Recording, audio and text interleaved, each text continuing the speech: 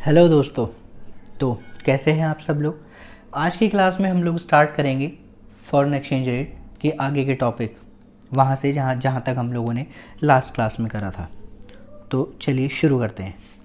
Last class में हम लोगों ने कुछ टॉपिक कर लिए थे, जिसमें से एक है फॉरेन एक्सचेंज क्या होता है एंड फॉरेन एक्सचेंज रेट क्या होता है, currency depreciation and currency appreciation. आज की क्लास में हम लोगों ने पढ़ना है कि जो फॉरेन एक्सचेंज रेट है वो कितने तरीके के होते हैं, जो फॉरेन एक्सचेंज रेट है वो कितने तरीके के होते हैं। तो दोस्तों देखिए, सबसे पहला जो है फॉरेन एक्सचेंज रेट है वो 3 तरीके के होते हैं। सबसे पहला हो गया आपका फिक्स्ड एक्सचेंज रेट, जिसको हम लोग पैक्ड एक्सचेंज रेट भी कहते हैं। फिर सेकंड वन होता है हमारा फ्लेक्सिबल एक्सचेंज रेट, जिसको हम फ्लोटिंग एक्सचेंज रेट भी कहते हैं। थर्ड होता है हमारा मैनेज फ्लोटिंग रेट, जिसको हम लोग डर्टी फ्लोटिंग भी कहते हैं। तो हम इसको वन बाय वन स्टडी करेंगे कि क्या चीज़ होता है। तो देखिए, फिक्स एक्सचेंज रेट की अगर बात करी जाए या फिर पैक्ड एक्सचेंज रेट जिसको हम कहते हैं, ये वो रेट होता है फॉरेन एक्सचेंज को एक्सचेंज करने का या फॉरेन करेंसी को एक्सचेंज करने का, जो या तो फिर मॉनेटरी अथॉरिटी डिसाइड करती है या फिर हम लोग कहेंगे सेंट्रल गवर्नमेंट।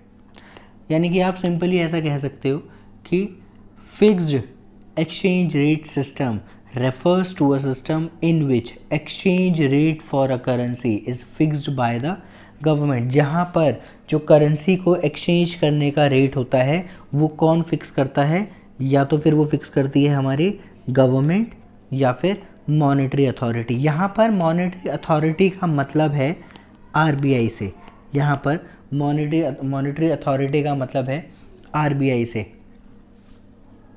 तो अगर आप फिक्स एक्सचेंज रेट सिस्टम की बात करोगे तो इसको हल्का सा कर लेते हैं, हालांकि आपके सिलेबस में इतना डिटेल में है नहीं, बट थोड़ा बहुत देख लेते हैं।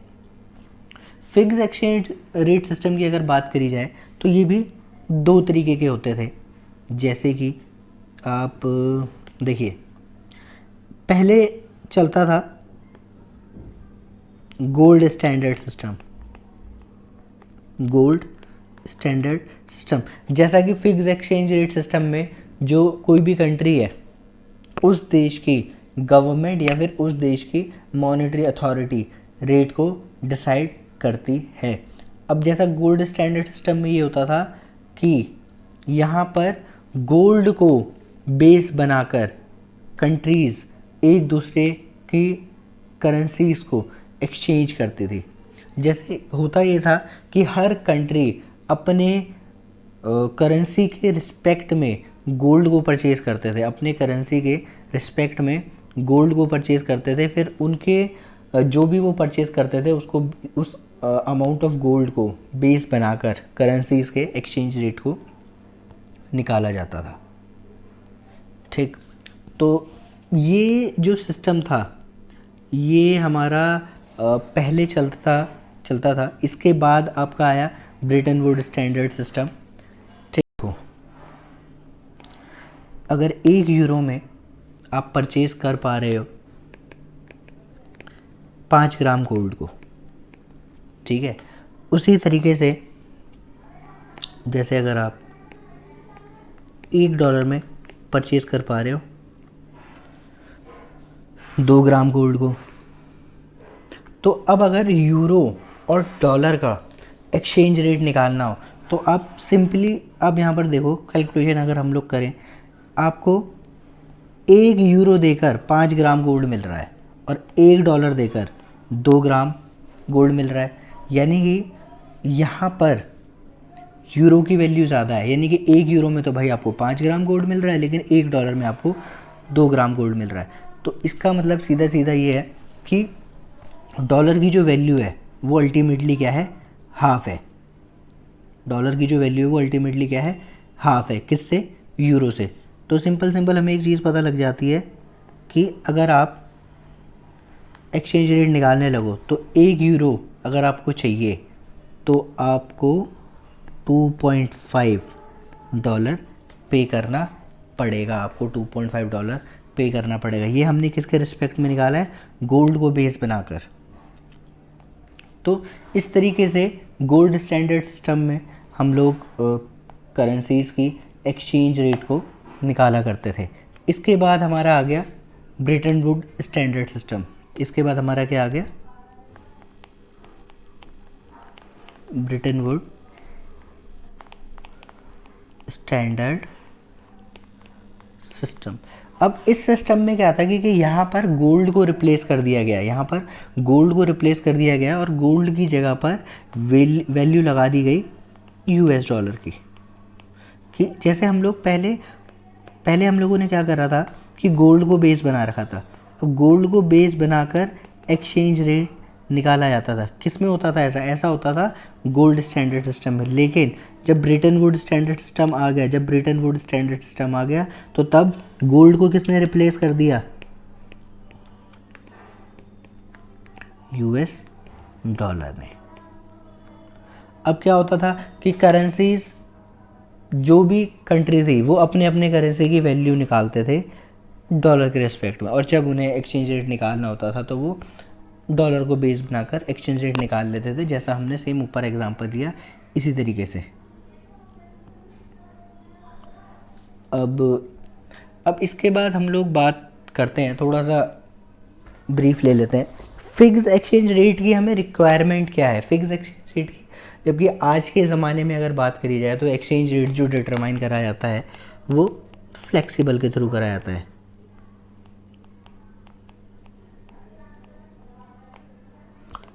लेकिन फिक्स की क्या रिक्वायरमेंट है? देखिए, फ्लेक्सिबल एक्सचेंज रेट सिस्टम में होता है कि यहाँ पर जो रेट डिटरमाइन करा जाता है, यहाँ पर जो रेट डिटरमाइन करा जाता है वो करा जाता है on the basis of free market forces of demand and supply for foreign exchange. यहाँ पर जो रेट को डिटरमाइन करा जाता है उस बेस पर करा जाता है कि मार्केट में फॉरेन एक्सचेंज की डिमांड कितनी है और मार्केट में फॉरेन एक्सचेंज की सप्लाई कितनी है। मार्केट में फॉरेन एक्सचेंज की डिमांड कितनी है और मार्केट में फॉरेन एक्सचेंज की सप्लाई कितनी है, उस आधार पर हम लोग निकालते हैं कि जैसे हम लोग देखते हैं कि फॉरेन एक्सचेंज की मार्केट में डिमांड कितनी है और फॉरेन एक्सचेंज की मार्केट में सप्लाई कितनी है, उसके बेसिस पर हम लोग फॉरेन एक्सचेंज रेट को डिटरमाइन करते हैं। लेकिन यहाँ पर क्या होता है कि यहाँ पर आप रेट को डिटरमाइन कर रहे हो मार्केट फोर्सेस के बेस पर जो कि फ्री है। इसका मतलब अगर थोड़ा सा भी अगर आपका डिमांड चेंज हुआ, ठीक है, तो क्या हो जाएगा आपका फॉरेन एक्सचेंज रेट अपने आप आपका चेंज हो जाएगा। अब ये डाउन भी हो सकता था, ठीक है। अब इसी से बचने के लिए कभी कभी क्या होता है कि मार्केट फोर्स की वजह से बहुत ज़्यादा रेट बढ़ जाता है या फिर रेट बहुत ज़्यादा गिर जाता है, तो उसकी वजह से क्या होता है कि इंपोर्ट या एक्सपोर्ट पर फ़र्क पड़ता है। इंपोर्ट पर फ़र्क पड़ता है ज़्यादा और एक्सपोर्ट पर फ़र्क पड़ता है। अगर इन पर एडवर्स इफ़ेक्ट पड़ने लग जाए, तो गवर्नमेंट को इंटरवेन करना पड़ता है। अब गवर्नमेंट के इंटरवेन करने का मतलब ये है कि अब वो गवर्नमेंट वहाँ पर आ जाएगी और गवर्नमेंट रेट को डिसाइड करेगी और जो भी रेट निकलेगा उस रेट पर ट्रांजैक्शन होगी। तो इसलिए हमें फॉरेन एक्सचेंज रेट में फिक्स एक्सचेंज रेट सिस्टम की ज़रूरत पड़ती है कि कभी अगर ऐसा हो जाए कि इकोनॉमिकल अनस्टेबिलिटी आ जाए फॉरेन एक्सचेंज रेट्स के बहुत ज़्यादा अप्स या डाउन्स की वजह से, तो गवर्नमेंट को आना पड़ता है। अब बात करते हैं हम लोग, ये हमने फ्लेक्सिबल भी कर लिया, अब हम लोग बात करते हैं मैनेज्ड फ्लोटिंग रेट सिस्टम की। अब manage floating rate system simply है क्या? इट इज़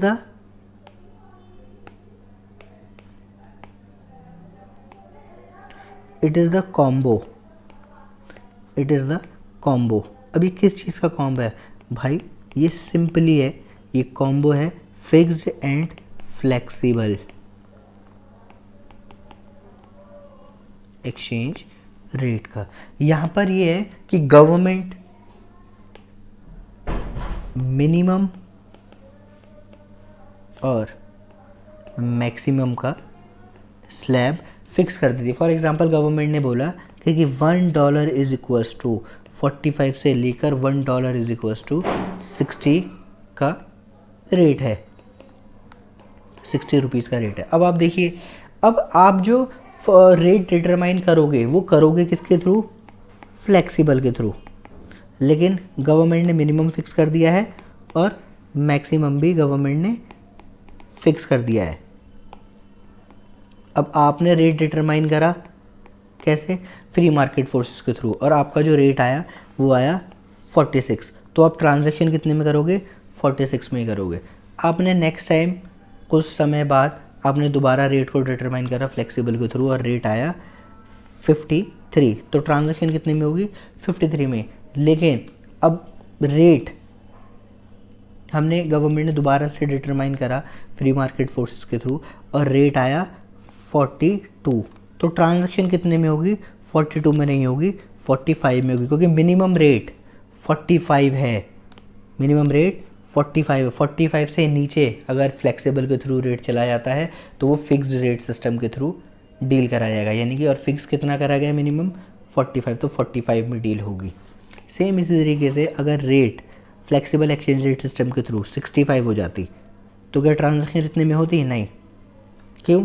क्योंकि जो मैक्सिमम की लिमिट है वो कितनी फिक्स करी गई है? 60 करी गई है। तो यहाँ पे आप ट्रांजैक्शन कितने में करोगे? 60 में आप करोगे ट्रांजैक्शन। तो ऐसा होता है। तो that's why we called manage floating rate system is the combination of fixed and flexible exchange rate system. तो दोस्तों आज की क्लास के लिए बस इतना ही, बाकी हम लोग कंटिन्यू करेंगे नेक्स्ट क्लास में। वीडियो अगर आपको अच्छी लगे तो चैनल को सब्सक्राइब करें, लाइक करें एंड शेयर करें।